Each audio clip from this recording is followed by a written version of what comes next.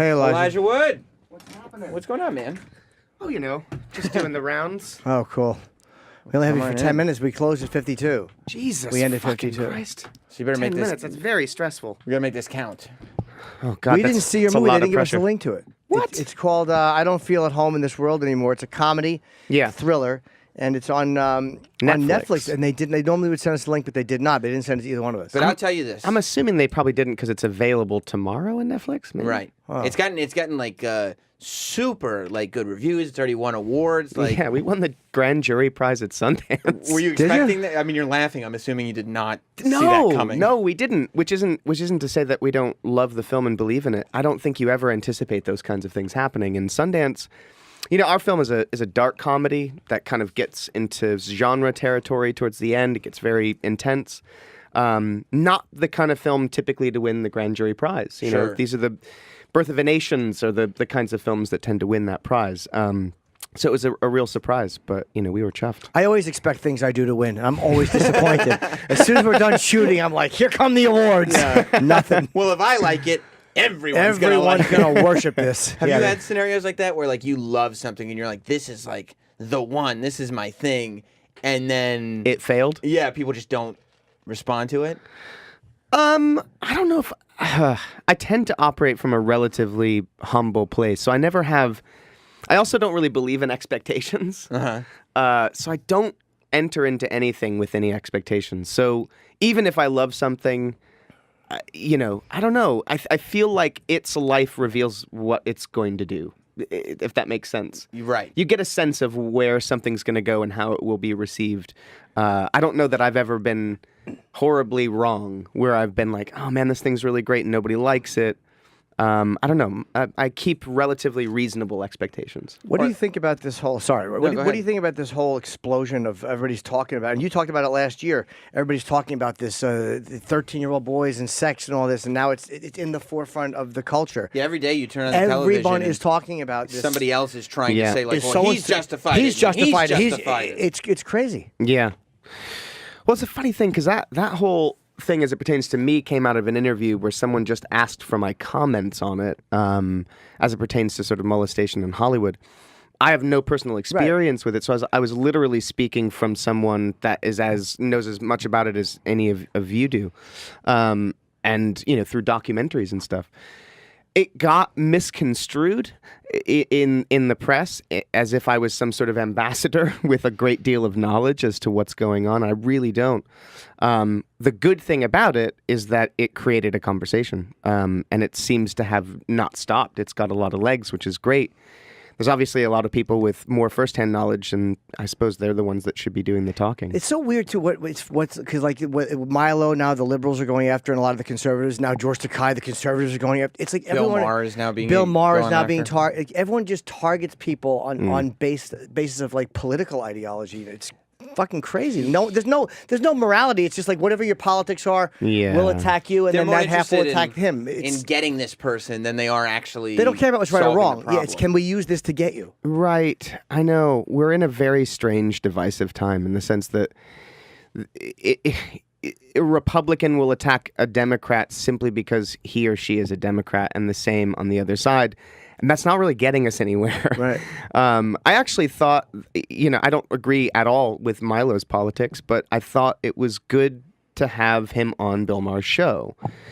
I think, you know, the unfortunate thing that happened at Berkeley, where there was sort of these almost riots as a result of Berkeley accepting Milo at the campus, it's really the wrong way to go. Like, we need to be able to hear the opinions of people we don't agree with and give them a platform so that we can hear that side and articulate why we think it's not great.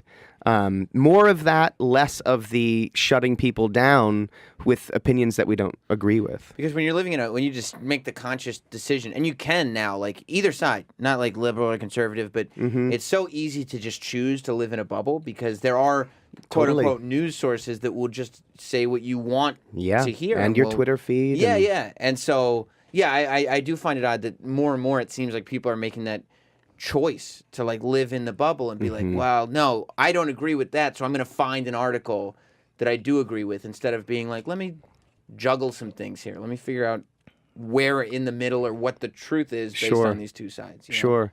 It's easy to do, and it's also, to a certain degree, I think we're all guilty of it because we tend to follow people that we agree with or voices that we respect, which tends to reinforce our political perspectives. And it's hard. It's hard to find unbiased news. You know, it's not easy to find a source because the other side of it is if you're a Democrat or you're liberal, do you go to Breitbart to read their news? Well, that's going to be relatively biased too. So it's a struggle. You know, it's you kind of want the sources to be as unbiased as possible, and that's very difficult to find. Everyone thinks that we're the most unbiased people. Like we all think that we're reasonable. Right. Like you ask me, do I think I'm an unreasonable asshole? But no, I have the perfect balance, and every person thinks that. I know it's true, and that's a real liberal thing. Liberals think they're very reasonable, and to a certain degree, I think they are. You know, there's so many things separating liberals and conservatives. I think liberals would say that they operate from a standpoint of reason and logic. I think that more often than not that's true, but they're guilty of the same shit. Yeah, and it also seems like there's like a moral high ground that a lot of liberals tend to take where they feel like their side is the right side, like not correct, but and that like can be morally, very isolating. Yes, that can be very isolating, especially to Middle America, people with more conservative values and beliefs. That can make people feel less than, and make people feel attacked. Like, well, that means that what I'm doing is wrong. Then, like you're telling, like I thought I was doing the right thing. I always say learn to listen, listen to learn, and I said bumper stickers that say that. It's a really important lesson. It is important. Thank you very much. That's really, really. I came up with these catchy little things that really help people. It's just well thought out, and it's got a lot of levels to it. It's not at all. Oh, come on. It's certainly not trite at all. Thank you. No. Learn to listen, listen to learn. Whichever order you want to put it in. But yeah, it's a crazy time we're living in now, though. It's this is do you get in unprecedented? Do you read a lot of stuff? Do you keep up on the news? You just I try to jump into work instead. No, I try to. It's sort of unavoidable because it's so batshit crazy. It's like watching a terrible reality program or something. It doesn't feel very presidential or professional. It just seems like you don't want to see like there's chaos. Like Kellyanne Conway is good though. Personality. I don't know. She's good. She's smart. She says a lot of really cool shit. Isn't she taking a break from media? Yeah, which is really good. Wasn't she like a senior advisor to him, and now they're not letting her do interviews? Well, that's right. That's good. I'm convinced though. I saw her. She was on Fox News this morning. Oh, good. And I'm convinced that that was real. That they were like, you know what, we're gonna put the brakes on her, but it was private. And then the news reported it, and they're like, okay, put her on Fox News, and then we can say that was fake news. Wow. I'm convinced of it. Yeah. You know, doesn't it make sense? Yeah, it does. She denied being sidelined. See? I really want to fuck her. I do. Do you really? Yeah. Why? She's something sexy about her. And is this the angry thing? No, I'm not mad at her. I would love to just fuck her. I think that she'd be awesome. She'd probably be a big submissive. She's just a dominant personality. She's got another side to her. Oh, for sure. would I kiss her feet and give her a fucking spanking? You would? Oh, I'd straighten her right out. Yeah. Yeah. Maybe that's what she needs. Yeah, she'd love it. See, that's the great thing about Norton is that, like, it's not about like, oh, you know, I hate her politics so much. I want to like sleep with her because I'm angry. It's no, you could take the politics out and just be like, no, I want to fuck her. She's attractive. Yeah. Who cares? I don't care about her dumb politics. Well, that's good. Yeah, you don't discriminate. I like it. That's where Jim's being a reasonable. That's right. He is. He absolutely is. His politics don't matter to him. Well, you know what the problem is? Nobody has friends. Like we talked about when certain actors or celebrities who have said things, and a lot of times they don't have friends that will just go, shut up.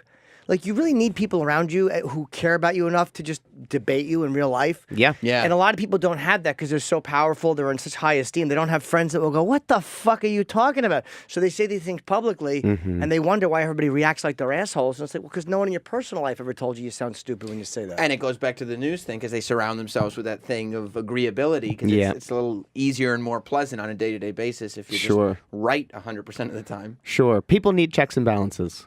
Yeah, I think that's... People need people around them to tell them that they're fucking up or making choices that aren't great choices. And, you know, that's what true friends do. Having people around you that say that you're perfect or, you know, agree with everything that you're saying is a terrible situation. Are you in a relationship or are you single? No, I'm in a relationship. How long?